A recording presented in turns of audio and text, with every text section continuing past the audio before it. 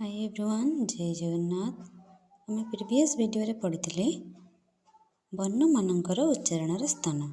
आज पढ़ा अल्प प्राण व्यंजन क्या कहुए। अल्प प्राण व्यंजन जो वर्ण मानकर उच्चारण अल्प प्राण बा कम वायु निर्गत हुए से अल्प प्राण व्यंजन कहुए।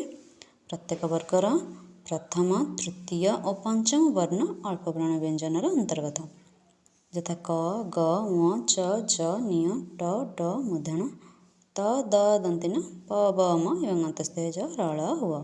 महाप्राण व्यंजन जो वर्ण मानकर उच्चारण महाप्राण बा अधिक वायु निर्गत हुए से महाप्राण व्यंजन कहते।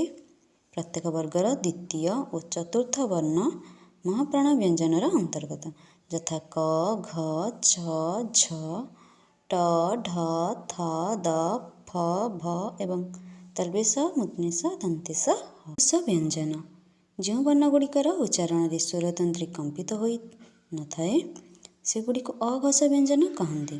प्रत्येक वर्गर प्रथम और द्वितीय वर्ण तथा तल्वेश मूर्धन्यष और दन्तेश अघोष व्यंजन अटे।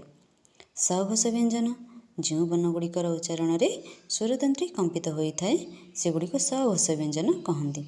प्रत्येक वर्गर तृतीय चतुर्थ पंचम वर्ण एवं अंतस्थय ज र उ सघोष व्यंजन। प्रीवियस वीडियो रे मैं पढ़ी वर्ग 5 प्रकार क च ट त प क वर्ग च वर्ग ट वर्ग त वर्ग और प वर्ग। प्रीवियस वीडियो देखी आम जापर ड ढ शब्दर प्रथम अक्षर ड ढ होते जो उच्चारण हुए पर भिन्न उच्चारण हुए जमीक डब्बा डमरू डाहाण आमर प्रथम थे ड उच्चारण हो बट पर बाड़ गड़ सड़क एमती उच्चारण। प्रथम ढ थे ढग ढामणा कढ़ दाढ़ बट प्रथम थे ढ उच्चारण हो पर ढ जमीक कढ़ दाढ़ इत्यादि।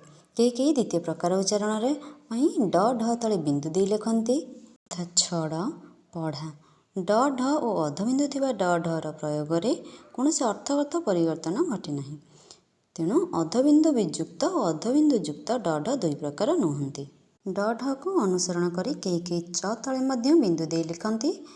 यह एक भूल व्यवहार। च तले अधबिंदु न थाए। म नियर व्यवहार केतोटी शब्द मात्र सीमित। यही चारोटी वर्ण शब्दर प्रथम अक्षर रूपे व्यवहार हो पारती नहीं।